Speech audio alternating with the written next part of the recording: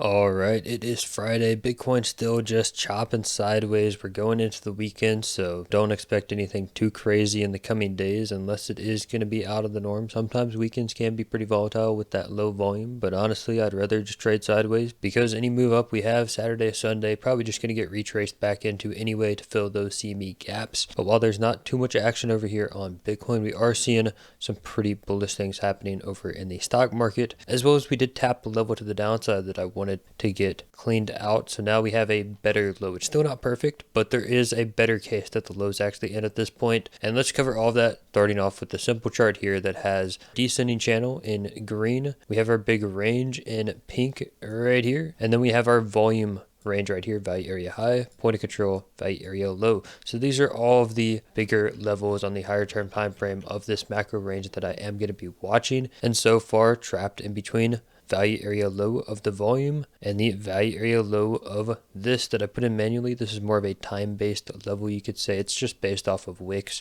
candle closes within here. It's a level that's been holding, so we want to continue to hold this. I like that we're having wicks above. We don't want to necessarily fail this level. And then of course we want to get back above volume, because volume are the most important levels on the chart. And this is coming in at 60,375. So this is the big level we want to get above. But as long as we hold around 58.2, no worries. We could even come down lower. We could test the bottom side of this channel once more. That wouldn't be too crazy. All the way down to 52 actually is where I could see price going on a bullish correction within here, even a bullish sweep of the sweep. We talked about all these different scenarios. I don't want to ramble on about that again today, but yeah, essentially if we can get back above this and test it, probably going to target point of control up here, and then at that point grab liquidity higher. This is all stuff we've discussed. This still remains the target. This is my base case that we're going to all-time highs relatively soon here, at least by election season. But let's get out of this chart. Let's jump into more shorter term time frame stuff, just more levels. You can see we have tested point of control down here at the lows. Once again, these are actually all points of control on the chart, just kind of in the middle of a range. So let's see if we can get above this one at around 59,175 this time. Backtesting that as support will give us a good sign that maybe the low is in. And then speaking of this low, we talked about in yesterday's video how these were poor. There was a lot of liquidity that I was expecting to get swept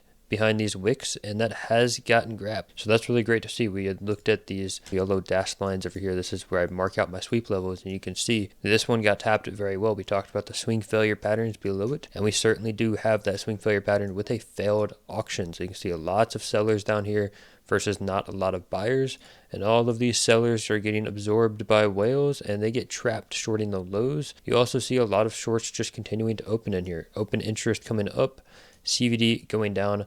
Lots of bottom shorters on the chart, but it looks like they have already gotten squeezed. All right, open interest already dropped. All of these shorts already got closed out of the market, so I wouldn't say they have to get squeezed to the upside or anything like that, but definitely pretty bullish that we got a nice failed auction. That is a very clear invalidation and structural edge for a low coming in. Let's talk about the altcoin market, because we have gotten under this point of control. So this is the big level we were talking about wanting to hold here on total 3. So the fact we got under this means we want to turn this into a wick. It's not the end of the world if we get under point of control, as long as we can get back above on significant time frame candle closes, such as the daily time frame, which is closing in just 2 hours. So obviously one daily candle closed in the next 2 hours. If we don't close above it, it's not the end of the world, especially going into the weekend. Maybe we do just chop under this level for a little bit, but going into next week, we want to get back above this point of control, and we want to start flipping that into support, and we don't want to make a lower low than this wick. I think the low should be in for the altcoin market if we are going to maintain structure. Once again, if Bitcoin continues down, maybe 52K, yes, we can come down lower. Yes, we can go to value area low, to the low end side of the trend, right? Anything is possible, but in our most bullish scenario, this point of control would hold, which signals a lot of strength, and assuming that can hold, probably going to be getting all the way back up, flipping that to support and going into an actual altcoin season, which I do think is the likely here when you have charts lining up for bottoming structures such as Ethereum, Bitcoin. You can see this double bottom continues to play out. And over here on Bitcoin dominance, quite the opposite, a double top. And while nothing is confirmed yet, I do think structurally this looks good for a setup to have money rotating into altcoins, into more of those riskier assets. Not only do you see this in crypto, but you see this over here in the stock market. You look at something like the Russell.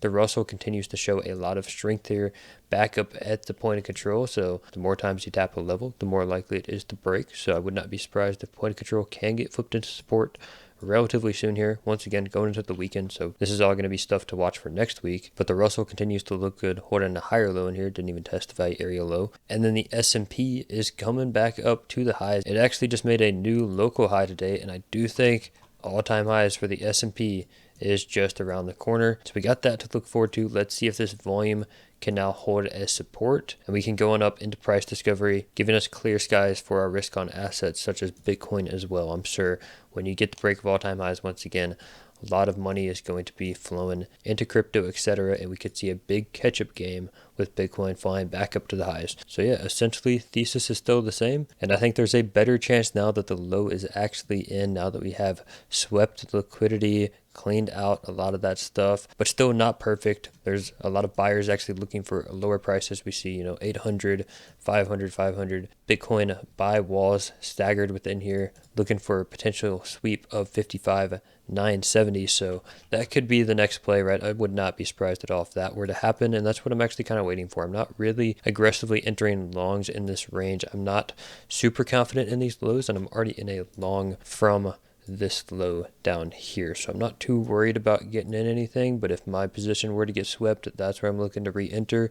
And I do think, fill these single prints down here into these buy walls, into that big liquidity zone. That's your next target to the downside. I think there's a real good potential for a very clean swing failure pattern there, and a very good low coming in at that point. But we'll see what happens going into the weekend, and I'll make sure to keep you guys updated here on the channel. But if you have any questions about anything I talked about, or just want to join the community for this channel, link to my Discord is in the description down below. Also have a VIP Discord linked below that one, which I think has a couple hours left to get 50% off on. That is ending today. If you do happen to miss it though, don't necessarily have to go ahead and buy the $40 a month one. I'm going to do another discount for this next month, since all the information I'm trying to provide in there isn't complete yet. I'm still working on this trading guide, so I'm going to do a 25% off discount for the month of September. But hey, if you're watching this outro and you can't get that code to work, just DM me on Discord. I'll give you 50% off for a month, no worries. And then also make sure to go check out my exchange partners in the description down below. A lot of cool events and rewards exclusive to people that use my referral links, and the exchanges have some pretty good perks as well, like having a lot of trading pairs or being non-KYC, so don't miss out on that stuff. But with that being said, thank you all so much for watching, and I'll see you all in the next video.